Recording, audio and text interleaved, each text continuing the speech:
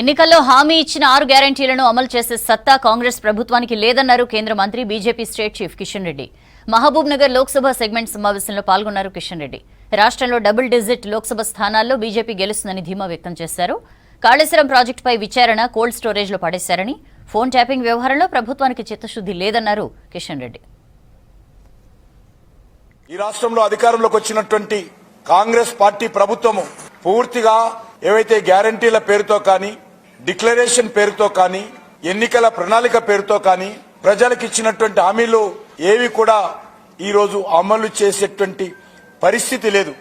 Congress party అధికారంలోకి వచ్చిన తర్వాత టీఆర్ఎస్ బాటలోని ప్రభుత్వం నడుస్తా ఉంది. గతంలో కేసీఆర్ కుటుంబం దోచుకుంటే ఈ రోజు రాహుల్ గాంధీ కుటుంబం ఈ రాష్ట్రాన్ని దోచుకునేటువంటి ప్రయత్నం చేస్తా ఉంది. హైదరాబాద్ లో రియల్ ఎస్టేట్ వ్యాపారస్తులను, బిల్డర్స్ ను, కాంట్రాక్టర్లను, కంపెనీలను ఏ ఒక్కరిని కూడా వదలడం లేదు. నేరుగా వెళ్లి ఢిల్లీలో రాహుల్ గాంధీకి, కాంగ్రెస్ పార్టీకి ఎన్నికల డొనేషన్స్ ఇవ్వాలని ప్రతి ఒక్కరి మీద పిలిచి ఒత్తిడి చేస్తా ఉన్నది రాహుల్ గాంధీ గ్యాంగ్. ఏ ప్రాజెక్టుల మీద కూడా స్పష్టమైనటువంటి దర్యాప్తు జరగడం లేదు. అవినీతి కుంభకోణాల మీద ముఖ్యమంత్రి రేవంత్ రెడ్డి గారు ప్రతి అసెంబ్లీకి వెళ్లి ప్రతి అసెంబ్లీలో ఉన్నటువంటి బీఆర్ఎస్ శాసనసభ్యుడు ఆ రోజు చేసినటువంటి అనేక రకాల అక్రమాల మీద దర్యాప్తు చేస్తామని చెప్పాడు. ఎన్ని మాటలు మాట్లాడిండు. ఇప్పుడు వాళ్ళందరినీ కూడా కాంగ్రెస్ పార్టీలో చేర్చుకుంటున్నాడు. మీరు కాంగ్రెస్ పార్టీలో చేరకపోతే మీ అక్రమ దందా వ్యవహారం బయటికి తీస్తా అని బెదిరించి ఒకరొకరిని కాంగ్రెస్ పార్టీలో చేర్చుకుంటున్నాడు.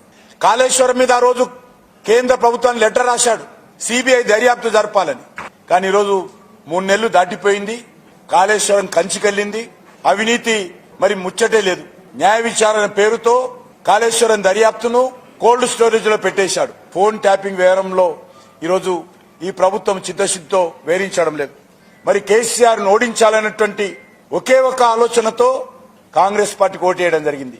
కానీ కాంగ్రెస్ పార్టీ మీద ప్రేమతో తెలంగాణ ప్రజలు ఓటేయలే. నరేంద్ర మోడీ గారు ఒక దేశానికే నాయకుడు కాదు, ఈరోజు ప్రపంచానికే ఒక నాయకుడిగా ఎదగడం ఏదైతున్నదో 140 కోట్ల మంది ప్రజలు గర్వపడాల్సినటువంటి అంశం. అన్ని రంగాలలో ఈరోజు ముందుకెళ్తా ఉన్నాం. వచ్చేటువంటి పార్లమెంట్ ఎన్నికల్లో తెలంగాణలో డబుల్ డిజిట్ తో మెజార్టీ సీట్లు ఈరోజు భారతీయ జనతా పార్టీ కైవసం చేసుకుంది.